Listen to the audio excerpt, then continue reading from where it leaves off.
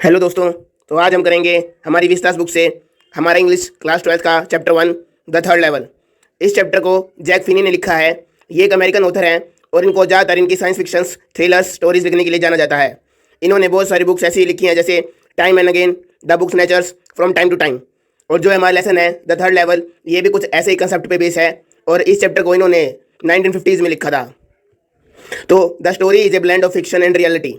मतलब जो ये हमारी स्टोरी है थर्ड लेवल की, ये एक कॉम्बिनेशन है फिक्शन और रियलिटी का। जैसा कि आपने मूवीज़ में देखा होगा कुछ ऐसी चीज़ों का जो समझ में नहीं आती पर वो असल में होती हैं, जैसे टाइम ट्रैवल या साइंस फिक्शंस या किसी एक चीज़ का दूसरी जगह टेलीपोर्ट हो जाना। ये कुछ वैसे ही कंसेप्ट पे बेस है। It also expresses man desire to escape from the realities of life. ये चैप्टर मानव की ऐसी इच्छा को भी दर्शाता है जिसमें वो अपनी ज़िंदगी से भागना चाहता है। मतलब जैसा कि हम जानते हैं कि आजकल की दुनिया में लोगों को बहुत सारी मुसीबतों का सामना करना पड़ता है और वो शांति चाहते हैं, वो कहीं ऐसी जगह चले जाना चाहते हैं जहाँ पर वो सुकून से अपनी ज़िंदगी जी सके। तो इस चैप्टर में भी कुछ ऐसे ही कंसेप्ट को लेकर बात की गई है। इस चैप्टर्स में हमारे 3 मेन कैरेक्टर्स हैं। जो हमारा सबसे मेन कैरेक्टर है वो है चार्ली। ये हमारे चैप्टर का प्रोटैगनिस्ट है यानी मेन कैरेक्टर। चार्ली की वाइफ का नाम है लुइजा और जो चार्ली का एक फ्रेंड है जिसका नाम है सैम विनर, और ये साइकाइट्रिस्ट है। मतलब जो चार्ली का फ्रेंड है सैम, वो मनोवैज्ञानिक है। वो लोगों की मन स्थिति के बारे में बातें करता है और यही उसका काम है कि वो लोगों को उनके मन के अनुसार शांति प्रदान कर सके। अब चैप्टर की स्टार्टिंग होती है और चार्ली बताता है कि जो New York Central, New York, New Haven और हार्टफोर्ड रेलवेज के जो प्रेसिडेंट हैं वो ये कसम खा सकते हैं कि जो न्यूयॉर्क के अंदर ग्रैंड सेंट्रल स्टेशन है उसके केवल 2 ही लेवल हैं, यानी एक तो फर्स्ट लेवल एक सेकंड लेवल, यानी 2 फ्लोर्स मान लीजिए आप। एक तो ग्राउंड फ्लोर है एक फर्स्ट फ्लोर है, यानी 2 ही लेवल हैं। पर हमारा जो मेन कैरेक्टर है चार्ली, वो कहता है कि ग्रैंड सेंट्रल स्टेशन के 2 नहीं 3 लेवल हैं। अब पूरी दुनिया जानती है ग्रैंड सेंट्रल स्टेशन जो न्यूयॉर्क के अंदर है उसके 2 लेवल हैं, परंतु चार्ली ऐसा क्यों कह रहा है कि उसके 3 लेवल हैं? चार्ली का इस बात से कहने का क्या मतलब है, ये आपको चैप्टर को पढ़ने के बाद समझ में आएगा। ग्रैंड सेंट्रल स्टेशन न्यूयॉर्क के अंदर बनाई गई एक प्रसिद्ध इमारत है। अब according to psychiatrist friend of Charlie, अब जब चार्ली अपने साइकाइट्रिस्ट फ्रेंड सैम विनर को ये बताता है कि उसे लगता है कि ग्रैंड सेंट्रल स्टेशन के 3 लेवल्स हैं, तो उस पर सैम बताता है कि चार्ली इज अनहैप्पी। मतलब चार्ली सैम को बुला लेता है क्योंकि लोगों को लग रहा है कि चार्ली जो है उसकी मनोस्थिति ठीक नहीं है, वो पागलों जैसा बर्ताव कर रहा है, क्योंकि पूरी दुनिया तो कह रही है वहाँ के 2 लेवल हैं और चार्ली कह रहा है कि 3 लेवल हैं। तो इसलिए चार्ली की वाइफ लुइसा ने सैम को बुलाया है। अब सैम बताता है कि जो चार्ली है वो अपनी कंडीशंस, अपनी आमतौर की जिंदगी से खुश नहीं है, and his belief of the existence of third level at Grand Central station is only a waking dream wish fulfilment. और जो चार्ली मानता है कि थर्ड लेवल असली में एग्जिस्ट करता है ग्रैंड सेंट्रल स्टेशन के अंदर, ये केवल उसका स्वप्न है। मतलब वो जागते हुए एक तरह से सपना देख रहा है। As the modern world is full of insecurity, fear, war and worry, that's why Charlie just want to escape। अब क्योंकि आजकल का जो वर्ल्ड है, जो आजकल की दुनिया है, उसमें हर जगह चिंता, दुख, डर, एक तरह की इनसिक्योरिटी या सुरक्षा पाई जाती है। इसलिए सैम कहता है कि जो चार्ली है वो केवल इन सब चीज़ों से दूर जाना चाहता है, वो सभी अपनी परेशानियों को छोड़ देना चाहता है और वो किसी ऐसी जगह पर जाकर रहना चाहता है जहाँ पर वो शांति प्राप्त कर सके। According to Charlie's friends also, तो सैम के अलावा जो चार्ली के अन्य दोस्त हैं वो कहते हैं कि जो चार्ली की स्टैम्प कलेक्टिंग हैबिट है, यहाँ पे हमें पता चलता है कि जो चार्ली है वो स्टैम्प्स भी कलेक्ट करता है। तो चार्ली के सभी दोस्त कहते हैं कि जो चार्ली की स्टैम्प कलेक्टिंग हैबिट है वो भी एक तरह का टेम्परेरी या फ्यूचर फ्रॉम रियलिटी है, यानी वो भी एक ऐसी कंडीशन को दर्शाता है कि वो वास्तविकता से दूर भागना चाहता है, वो भी अपनी रियलिटी को छोड़ देना चाहता है। ये चीज़ें भी उसकी तरफ इशारा करती हैं चार्ली के दोस्तों के अनुसार। रेफ्यूजे का मतलब होता है the state of being free, यानी एक ऐसी अवस्था जहाँ पर एक मनुष्य फ्री रहता है। ये एक आश्रय की तरह और एक प्रोटेक्शन यानी सुरक्षित स्थान की तरह होता है। Charlie says that it may be true. अब चार्ली कहता है कि जो उसके दोस्त ऐसा कह रहे हैं कि उसकी स्टैम्प कलेक्टिंग हैबिट है एक टेम्परेरी रेफ्यूजी है, एक वे है रियलिटी से भागने का, वो शायद ठीक भी हो सकती है बात। चार्ली के अनुसार ये बात शायद ठीक भी हो सकती है, but his grandfather who to collect stamps and a lot of first takeovers didn't need any refuge because things were nice and pretty in his time. अब चार्ली कहता है कि जो उसके ग्रैंडफादर हैं चार्ली के, वो भी पहले स्टैम्प्स कलेक्ट किया करते थे और चार्ली के पास उन्हीं की भी कलेक्शन रखी हुई है। उसके ग्रैंडफादर स्टैम्प्स कलेक्ट करते थे, फर्स्ट टेकओवर्स कलेक्ट करते थे, बहुत सारी पोस्टर्स भी कलेक्ट किया करते थे। तो वो कहता है चार्ली कि मेरे ग्रैंडफादर के टाइम में तो चीज़ें बहुत अच्छी थी, उनके टाइम पे पीस था, बहुत सुंदर सुंदर चीज़ें थी, वातावरण अच्छा था, तो उनको तो अपनी रियलिटी से भागने का कोई रास्ता चाहिए ही नहीं था, वो तो बहुत खुश रहते थे अपनी ज़िंदगी में। तो अगर मेरा ये टेम्परेरी रेफ्यूजी है स्टैम्प कलेक्ट करना, तो मेरे ग्रैंडफादर के लिए क्यों नहीं हुआ? वो कहता है कि मेरे ग्रैंडफादर भी तो स्टैम्प्स कलेक्ट करते थे, तो मैं भी सिंपल तरीके से स्टैम्प्स कलेक्ट करता हूँ, ये कोई भागने का तरीका नहीं ढूंढ रहा हूँ मैं स्टैम्प्स कलेक्ट करके। चार्ली ऐसा कहता है। अब चार्ली बताता है कि जो प्रेसिडेंट फ्रैंकलिन डेलानो रूजवेल्ट हैं, जो 32nd president of United states हैं, वो भी स्टैम्प कलेक्ट किया करते थे। मतलब चार्ली कहता है कि जो उनके 32nd प्रेसिडेंट थे यूनाइटेड स्टेट्स के, तो वो भी स्टैम्प कलेक्ट किया करते थे और उनको भी किसी रियलिटी से भागने की जरूरत थी ही नहीं। अब चार्ली अपने बारे में बताता है। चार्ली कहता है कि वो एक ऑर्डिनरी यानी सिंपल सा एक व्यक्ति है और उसकी उम्र 31 साल की है। He was wearing a tan guardian suit, उसने एक टैन गार्डियन सूट पहना हुआ है, and straw hat with a fancy band, और उसने एक स्ट्रो हैट पहनी हुई है जिसके ऊपर एक फैंसी बैंड लगा हुआ है। वो जनरली ऐसे ही कपड़े पहनता है। अब चार्ली अपने थर्ड लेवल के एक्सपीरियंस के बारे में लोगों को बताने जा रहा है, तो ध्यान से सुनिएगा। चार्ली कहता है कि एक रात पिछली गर्मियों में जब वो देर तक ऑफिस में काम कर रहा था, तो उसको लगा कि अब बहुत टाइम हो चुका है, अब उसे घर पे जाना चाहिए, और उसकी पत्नी लुइजा उसके लिए वेट कर रही होगी, तो वो अपने घर पे जाने के लिए निकल गया ऑफिस से। ऑफिस से निकलने के बाद उसने सोचा, क्योंकि बस बहुत देर लगाएगी उसके घर तक पहुंचने में, तो उसने सोचा कि ग्रैंड सेंटर स्टेशन जो कि न्यूयॉर्क के अंदर है, चार्ली भी न्यूयॉर्क में ही रहता था, तो वो कहता है कि वो ग्रैंड सेंटर स्टेशन से एक सबवे यानी ट्रेन ले लेगा, जिससे वो अपने घर पर जल्दी पहुंच पाएगा। सबवे का मतलब आप देख लीजिए, underground railway system use to transport large number of passengers to urban areas and suburban areas. तो ये एक अंडरग्राउंड सिस्टम होता है रेलवेज का, जहां पर बहुत सारे लोग अर्बन और सब अर्बन एरियाज में जाते हैं। He turn into Grand Centre Station from Vanderbilt Avenue. अब चार्ली कहता है कि वो ग्रैंड सेंटर स्टेशन में वंडरबिट एवेन्यू से मुड़ा, and went down to the first level where you take trains like 20th century. और अब वो फर्स्ट लेवल पर पहुंच गया ग्रैंड सेंटर स्टेशन के, जहां पर हम 20वीं शताब्दी जैसी ट्रेन ले सकते हैं, यानी जैसी ट्रेन 20वीं शताब्दी में चलती थी वहां पर वैसी ट्रेन दिखाई देती हैं। अब क्योंकि ये चैप्टर 20वीं शताब्दी यानी 1950s में लिखा गया है, तो चार्ली कहता है कि वहां पर उस टाइम की ट्रेन देखी जा सकती हैं जिस टाइम पर वो वहां पर खड़ा है। वंडरबिट एवेन्यू आप समझिए क्या होता है। वंडरबिट एवेन्यू न्यूयॉर्क के अंदर सिटी में 3 ऐसे रोड्स हैं जो कि ब्रुकलिन, मैनहट्टन और स्टेटन आइलैंड को आपस में जोड़ते हैं। ये तीनों एडमिनिस्ट्रेटिव यूनिट्स हैं न्यूयॉर्क सिटी की, और इसका वंडरबिट एवेन्यू का निर्माण कॉर्नेलियस वंडरबिट ने 1794 से 1887 तक किया था। और कॉर्नेलियस वंडरबिट ही वो इंसान है जिसने ग्रैंड सेंट्रल टर्मिनल यानी ग्रैंड सेंटर स्टेशन को मिड टाउन मैनहट्टन में बनाया था।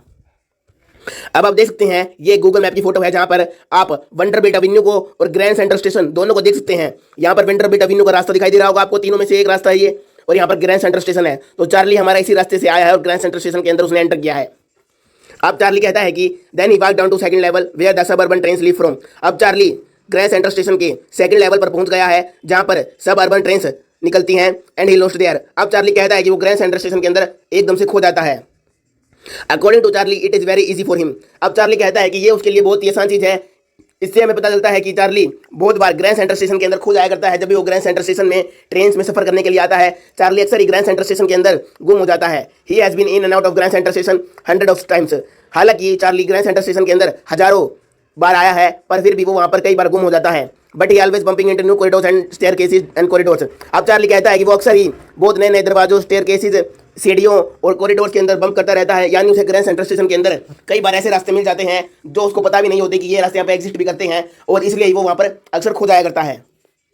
Once he got into a tunnel about a mile long. अब चार्ली कहता है कि एक बार वो इतनी बड़ी टनल में चला गया था जो कि 1 मील लंबी थी, यानी 1.6 किलोमीटर से लंबी एक टनल में चला गया था, and came out in the lobby of Roosevelt hotel. तो जो न्यूयॉर्क के अंदर रूजवेल्ट होटल है, अब वो ग्रैंड सेंटर स्टेशन के अंदर गया, वहाँ पर गुम हो गया एक बार। ये किसी और बात की बात बता रहा है चार्ली कि वो पहले जब ग्रैंड सेंटर स्टेशन में एक बार गया था तो वो 1 मील लंबी टनल के अंदर गुम हो गया था, और इसके बाद वो रूजवेल्ट होटल की लॉबी में आके निकला था। मतलब उसको आइडिया नहीं था कि वो रूजवेल्ट होटल में निकलेगा, फिर भी वो वहाँ पर पहुँच गया था। एक बार चार्ली कहता है कि जब वो एक बार और ग्रैंड सेंटर स्टेशन के अंदर गुम हो गया था, तब वो एक ऑफिस बिल्डिंग के अंदर निकला था जो 46 स्ट्रीट पर थी। अब जो हमारा ग्रैंड सेंटर स्टेशन है वो आप लेफ्ट तरफ की फोटो में देख सकते हैं। पहले तो कि सबसे ऊपर देखिए आपको 46 स्ट्रीट ब्लैक अक्षरों में दिख रहा होगा, और राइट साइड की फोटो में सबसे नीचे देखिए आप ग्रैंड सेंटर स्टेशन जहाँ पे आपको दिख रहा है उसके थोड़ी साइड में लिखा हुआ है 43rd स्ट्रीट। यानी देखिए ग्रैंड सेंटर स्टेशन हमारा 43rd स्ट्रीट पे, और चार्ली पहुंच गया एक ऑफिस बिल्डिंग के अंदर जो 46 स्ट्रीट पर थी, यानी वो 3 गली आगे पहुंच गया था। तो इसलिए वो कहता है कि वो 3 ब्लॉक्स दूर पहुंच गया था ग्रैंड सेंटर स्टेशन से।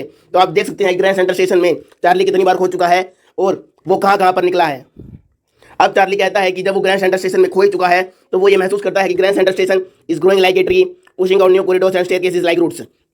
चार्ली को अक्सर लगता है कि जो ग्रैंड सेंटर स्टेशन है वो दिन ब दिन बढ़ता ही जा रहा है। वो हर रोज नए नए दरवाजों, नए नए लॉबियों, नए नए दरवाजों, लॉबियों को आपस में बनाता जा रहा है। मतलब उसके अंदर नए नए दरवाजे, नए नए कॉरिडोर्स, नई नई सीढ़ियाँ अपने आप आती जा रही हैं, जो कि ऐसा लगता है कि ग्रैंड सेंटर स्टेशन तो एक पेड़ है और एक कॉरिडोर्स, उसके स्टेयरकेसेस, ये उसकी रूट्स हैं। According to Charlie there probably a tunnel that nobody knows. Charlie के अनुसार ग्रैंड सेंटर स्टेशन के अंदर एक टनल है जिसके बारे में किसी को भी नहीं पता है। May be one of its way passing through time square. और चार्ली कहता है कि इसका जो टनल का एक रास्ता है जिसके बारे में किसी को भी नहीं पता, उसका एक रास्ता टाइम स्क्वायर से होकर गुजरता है। टाइम स्क्वायर न्यूयॉर्क की एक बहुत ही प्रसिद्ध इमारत है जहां पर कॉमर्शियल इंटरसेक्शन, टूरिस्ट डेस्टिनेशन और एंटरटेनमेंट सेंटर के रूप में इसको मैनहट्टन के अंदर यूज किया जाता है। और चार्ली कहता है कि जो यही टनल है जिसके बारे में लोगों को नहीं पता है, एक रास्ता तो इसका टाइम स्क्वायर की तरफ जाता है और दूसरा रास्ता इसको सेंट्रल पार्क की तरफ ले जाता है। मतलब ये रास्ते 2 जगह बटे हुए हैं, एक तो टाइम स्क्वायर की तरफ, एक सेंट्रल पार्क की तरफ। सेंट्रल पार्क मैनहट्टन के लंग्स के रूप में जाने जाते हैं क्योंकि यहाँ पे बहुत सारे पेड़ पौधे हैं। According to Charlie, for many people, Grand Central Station has been an exit, a way of escape from many years. Charlie के अनुसार जो ग्रैंड सेंट्रल स्टेशन है वो लोगों को एक वे ऑफ एग्जिट यानी वे ऑफ एस्केप की तरह दिखाई देता है, जहां पर वो अपनी जिंदगी से भाग सकते हैं। क्योंकि ग्रैंड सेंट्रल स्टेशन एक ऐसी जगह है जहां पर कोई भी खो सकता है, जहां पर नई नई चीजें मिलती रहती हैं। तो इसलिए चार्ली कहता है कि ये कई लोगों के लिए भागने का साधन बन गया है, अपनी जिंदगी से भी, अपने कामों से भी। But Charlie never told about it to his psychiatrist friend Sam. पर चार्ली कहता है कि इस आइडिया के बारे में उसने सैम को कभी भी नहीं बताया, क्योंकि अगर वो सैम को ऐसा बता देगा कि एक वे ऑफ एस्केप है तो सैम समझेगा कि चार्ली सचमुच में पागल हो चुका है और वो अपनी रियलिटी से भागना चाहता है। Charlie entered a corridor which was aligning left and slanting downwards, he kept on walking. अब चार्ली जब ग्रैंड सेंट्रल स्टेशन में खो चुका है तो वो अब एक कॉरिडोर के अंदर एंटर करता है, जो कि नीचे की तरफ स्लोप की तरफ चढ़ाई चढ़ रहा है और अलाइंगिंग लेफ्ट और तिरछा मुड़ा हुआ है। तो एक ऐसा कॉरिडोर है जो सीधा ना होकर तिरछा है और वो ऊपर की तरफ चढ़ाई कर रहा है चार्ली, परंतु वो वहां पर चलता रहता है, रुकता नहीं है। वहां पर पूरा अंधेरा हो चुका है कॉरिडोर के अंदर। All he could hear was the sound of his own footsteps। और कॉरिडोर में इतने कम लोग हैं, मतलब या तो कोई नहीं है कि चार्ली केवल अपने पैरों की आवाज सुन पा रहा है, यानी कॉरिडोर पूरी तरीके से खाली है। And he didn't pass even a single soul in his way. और उसको रास्ते में एक सिंगल आदमी भी नहीं मिला जो उसके साथ या उसके अपोजिट चल रहा हो। वो केवल अकेला है उस पूरे कॉरिडोर में जहां पर पूरा अंधेरा हो चुका है। Then he heard sort of hollow roar ahead, that means open space and people talking. अब उसे अपने आगे एक खोखली सी यानी थोड़ी सी आवाज सुनाई देती है, और इसका मतलब है कि आगे रास्ता खुला हुआ है और लोग आपस में बातचीत कर रहे हैं। The tunnel turn sharp left. अब जो टनल है जिसके अंदर चार्ली गया हुआ है वो लेफ्ट की तरफ एकदम से मुड़ जाती है। He went down A flight of stairs. अब वो चार्ली कुछ सीढ़ियों को उतरकर नीचे आता है। And came out on the third level of the grand Central station. और अब चार्ली थर्ड लेवल पर पहुंच चुका है ग्रैंड सेंट्रल स्टेशन के। अब चार्ली पहले तो ये चेक कर लेता है कि ग्रैंड सेंट्रल स्टेशन है, पर फिर चार्ली को लगता है कि ये सेकंड लेवल पर चार्ली फिर से आ गया है। उसको ऐसा भ्रम होता है कि अभी वो सेकंड लेवल पर ही है, पर फिर वो कुछ ऐसी चीज़ों को देखता है जिससे उसे यकीन हो जाता है कि ये फर्स्ट लेवल नहीं है, ना ही सेकंड लेवल है, तो ये कोई और ही लेवल होगा जिसको थर्ड लेवल का नाम दे देता है। अब चार्ली वहाँ पर क्या क्या देखता है? चार्ली देखता है कि थर्ड लेवल पर जो रूम्स है वो बहुत ही छोटे छोटे हैं। वहाँ पर जो टिकट विंडोज़ हैं जहाँ पर टिकट काटी जाती हैं रेलों की, वो बहुत ही कम है नंबर्स में। और जो वहाँ पर ट्रेन के गेट्स हैं, मतलब जहाँ पर रेलों के आने जाने का रास्ता है, वो भी वहाँ पर कम है।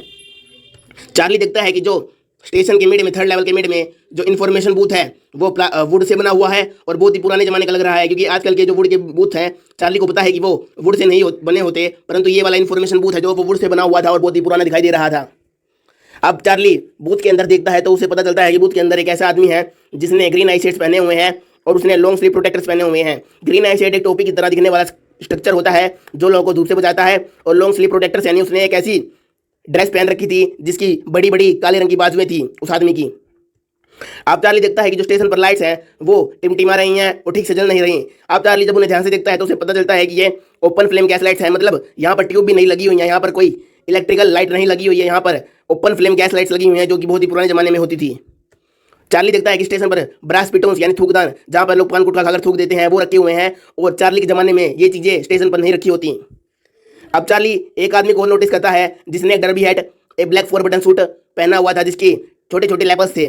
उस आदमी की बड़ी और ब्लैक हैंडल बार मुस्टेजेस थी, मूछें थी, और वो आदमी अपनी जेब से एक गोल्डन वॉच बाहर निकाल रहा था जो कि चेन वाली होती है, और वो उसमें उसको खोलकर टाइम दिखता है। अब चार्ली देखता है कि जो ये ड्रेस पहनी हुई है इस आदमी ने, derby hat, black 4 button suit है जिसके टीनी लेपर्स है, ये तो बहुत ही पुराने जमाने की ड्रेस है। ये जो इसकी बिग ब्लैक हैंडल बार मुस्टेज है ये भी आजकल के लोग इतने ज़्यादा नहीं रखते हैं, और जो घड़ी इस आदमी ने ली हुई है वो भी बहुत ही पुराने जमाने की घड़ी लग रही है, क्योंकि आजकल के लोग रिस्ट वॉच पहनना पसंद करते हैं और ये घड़ी आजकल कोई नहीं रखता।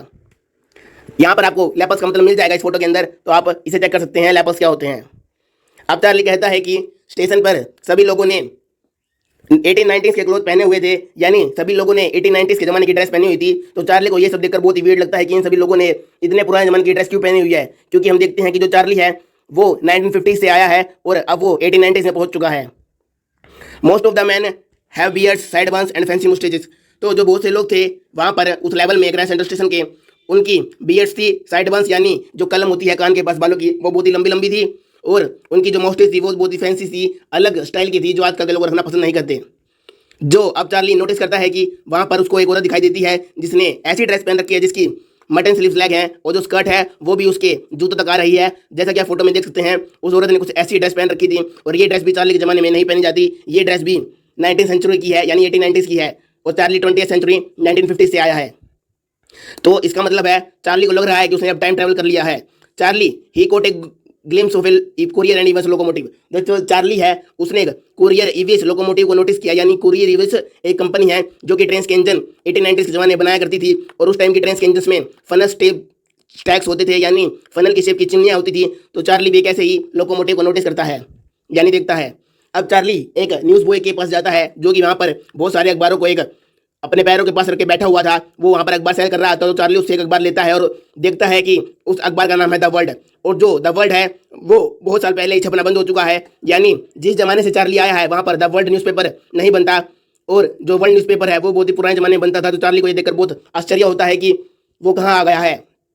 अब जब चार्ली उस वर्ल्ड न्यूज़पेपर को पढ़ता है तो उसे पता चलता है कि जो वहाँ पर फ्रंट पेज था उस न्यूज़पेपर का, उसकी मेन हेडलाइन थी प्रेसिडेंट क्लीवलैंड के बारे में, जो कि यूनाइटेड स्टेट्स के 22nd एंड 24th प्रेसिडेंट थे। और चार्ली जिस समय से आया है वहाँ पर प्रेसिडेंट रूजवेल्ट प्रेसिडेंट हो चुके हैं, यानी 32nd, और ये प्रेसिडेंट है 22nd। तो यानी चार्ली समय में बहुत पीछे आ चुका है। और जब चार्ली इस न्यूज़पेपर में डेट को चेक करता है तो वो पाता है कि आज की डेट है जून 11, 1894, यानी चार्ली 1950 से 1894 में पहुंच चुका है। तो ये जानकर चार्ली को बहुत ही आश्चर्य होता है, परंतु अब वो समझ जाता है कि वो पास्ट में आ चुका है। तो जैसा कि हम जानते हैं कि जैक फिनी एक फिक्शनल स्टोरी लिखते हैं, तो ये स्टोरी भी वैसी है जिसमें चार्ली पास्ट में टाइम ट्रैवल करके आ चुका है। अब चार्ली रियलाइज करता है कि क्योंकि वो पास्ट में आ ही चुका है तो वो यहाँ पर पास्ट के किसी भी जगह पर जाने के लिए टिकट खरीद सकता है, यानी अब चार्ली 1894 के अंदर किसी भी स्थान पर यूनाइटेड स्टेट्स के अंदर जा सकता है। अब जो चार्ली है वो हमारा गेल्सबर्ग इलिनॉइस में पला बड़ा है, यानी जो चार्ली का बचपन है वो गेल्सबर्ग नाम के शहर के अंदर बीता था। और चार्ली को पता है कि गेल्सबर्ग बहुत ही अच्छा शहर है, इसलिए वो 2 टिकट खरीद लेता है, एक तो अपने लिए, एक अपनी वाइफ लूसा के लिए, ताकि वो गेल्सबर्ग इलिनॉइस जा सके। तो वो 2 टिकट खरीदना चाहता है खुद के लिए और अपनी वाइफ के लिए।